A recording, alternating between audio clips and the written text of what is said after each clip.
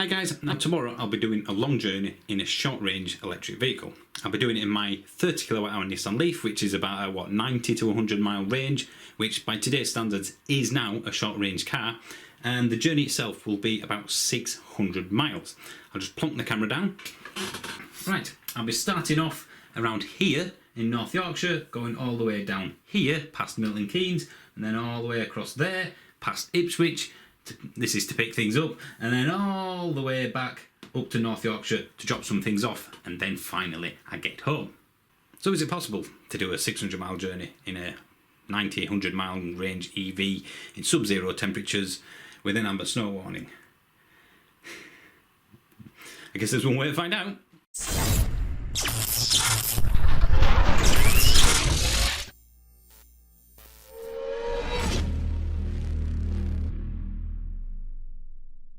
Right, let's get off. It's early o'clock. It's about -5. What am I doing? Really? Okay, stopped snowing, so that's a good thing. But I want to make very clear at the beginning of this video, I am not doing this in some attempt to try and persuade people that a short range EV like this is suitable for replacing your ICE on long journeys and things like that. It clearly isn't anywhere near as good on a long journey or as convenient than a petrol or a diesel car. That's not the purpose of this video. The purpose of this video is, well, I'm doing the journey anyway, so I thought I might as well film it, but some people do just have a Leaf, or a lot of people who have a short range EV, not necessarily a Leaf, have another car in the household, like myself, are lucky enough to have 2 cars. Oh, shut up, sat nav. So if you're one of those that has a short range EV and you usually take the other car out, you do have the option, if you want, of taking this. Now, I wouldn't be doing this journey if I wasn't in an EV right now. Now, whilst we're on the subject of a normal car, I could of course have taken the Mini. It'd have been a lot more convenient, certainly. But it'd have meant if I had taken the Mini, this journey would have been kind of pointless. I'm only doing it because I have this electric car. That is the only reason I'm doing this journey. Let me clarify what I mean by that. I am basically going down to Milton Keynes to pick up, ironically, a John Cooper Works Mini exhaust, because it'll pop and bang more and I'm a child. From there, I'm going down to Ipswich, or past Ipswich, to a company to pick up a load of garage flooring. That is £120 cheaper for me to pick up than it is get it delivered to my house. So I thought, well, if I drive down in the Mini, the cost of petrol would be at least £70, and it means it's kind of pointless in doing the journey. It wouldn't make any sense.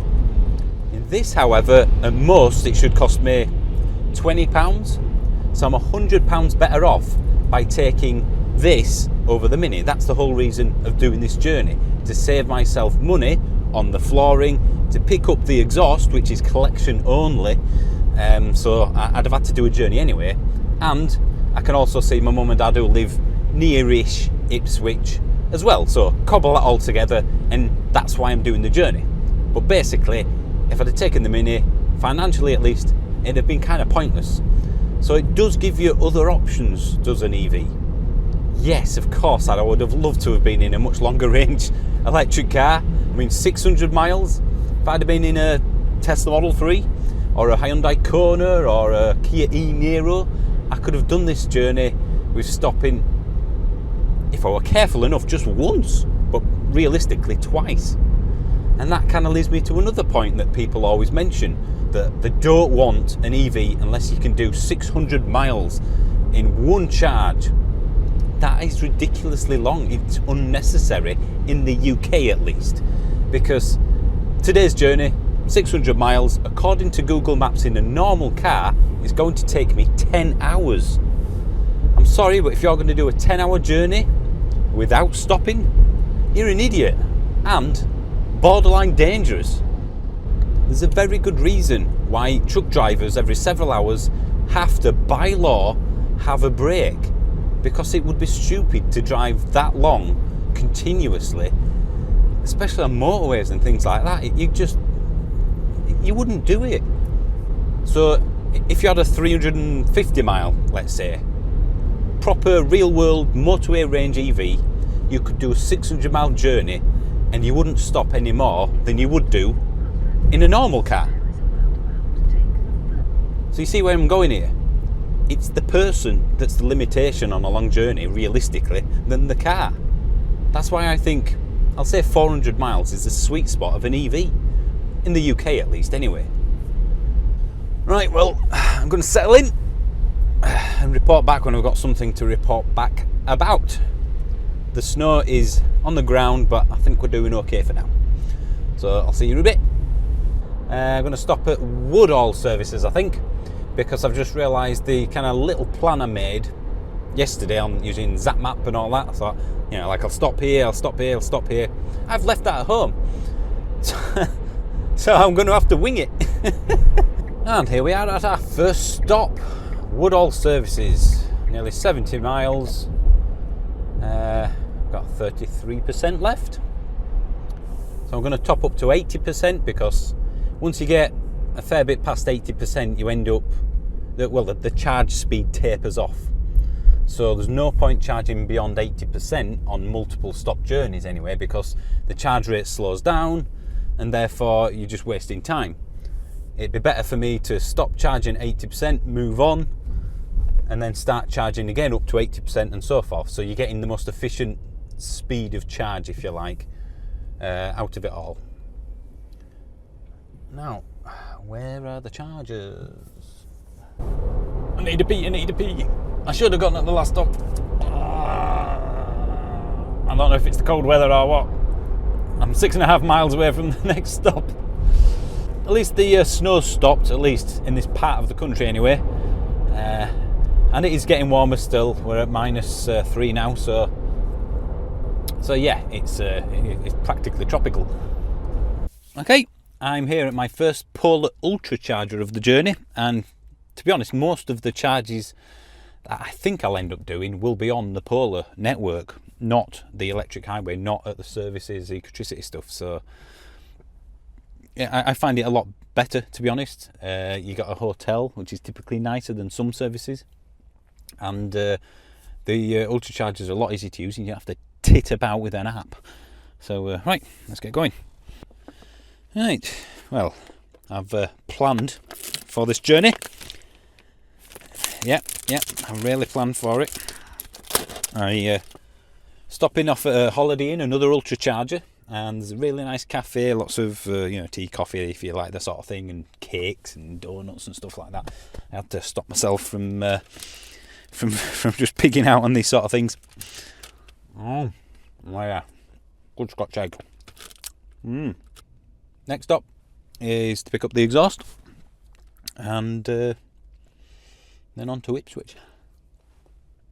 Well, as you can see, I've got the exhaust now, and I've part way towards the Ipswich leg to pick up loads of garage flooring, which should be interesting in fitting it in. I have 6 bars on the battery temperature. I've done about 260 miles so far, so to be honest, it's been faultless. I've been stopping, and I've even been writing it down in my daughter's little notebook here. So I've done a 25-minute charge, 20 minutes, 20 minutes, 15 minutes, and this is probably going to be another 15 minutes. So yeah, I actually quite like driving about an hour and a half, and then having to stop. It's very relaxing. You get to stretch your legs, you get to go and have a pee, and yeah, so far so good. Hopefully it'll carry on like this, and I'll get home in good time. Right, I think it's pee time again. Well, bit of a time jump. It's nearly tea time, and I've collected all the garage flooring. As you can see, the exhaust is in there too, so there's a lot of weight in the back now, which is going to be really fun for the journey home. I'm probably about 220 miles away. Oh, probably worth mentioning, something called Glimpse. It's an app that you can put on your phone, and it basically allows people to see exactly where you are and track your journey. So anyone that follows me on Twitter will potentially be following this journey live as it happens now. My Twitter feed is at EVManUK, so if you want to follow me on that, then by all means, because sometimes I do this sort of thing and half of it doesn't end up on the channel, so give that a shot. The batteries are still on 6. It went to 7, but it's dropped back down again, so I really don't think temperature will be a problem at all. Probably in part due to the ambient temperature outside. Right now it's 2 degrees, but as it's getting dark, as you can tell, it's probably going to get colder as the night progresses. So I don't think this will be a problem at all. In summer, it probably would be, but I guess that's for another video. Oh, I've been sat down for far too long. Oh yes, and my Scotch eggs. I dropped a bit of the egg down there, and I can't get to it, especially with all that behind me. So now the car smells like I farted 5,000 times. So yeah, that's pleasant. I haven't got the microphone on, so you have to excuse the bad audio, but I have 11% on the battery. I'm 11 miles from the charger, and it's heavily snowing. Weight affects the range more than I thought it would, and I got cocky and thought, no, I'll go for the next charger. So now I'm kind of wetting myself. 10.6 miles, I think it said, and I have 11% off. Well, I'm stuck here for about half an hour because I'm so low on battery. I managed to get here, thank Christ. That was close. Look at this, some prat has clicked the emergency stop. Right.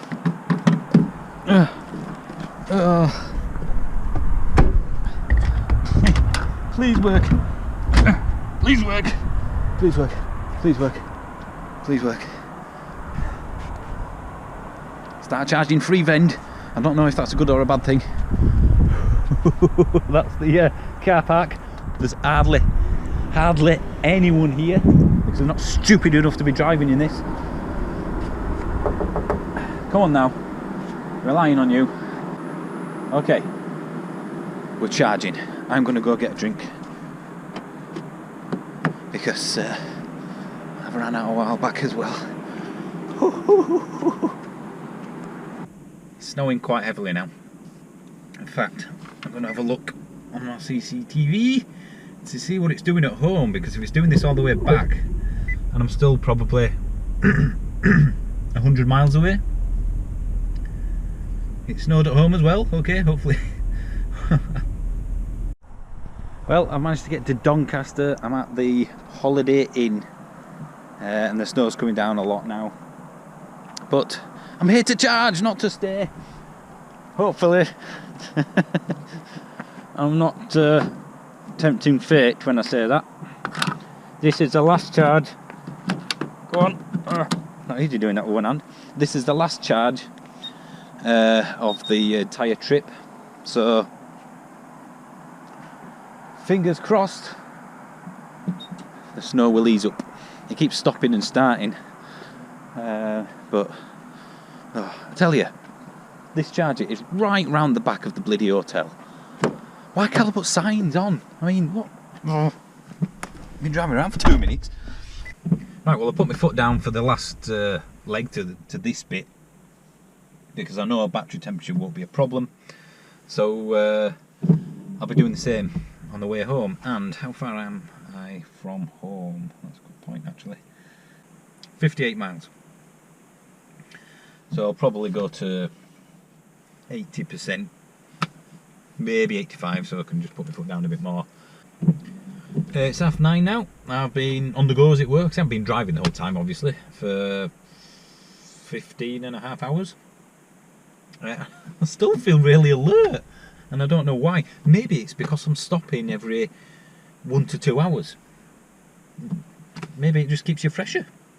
Maybe I'm just going to crash as soon as I get home.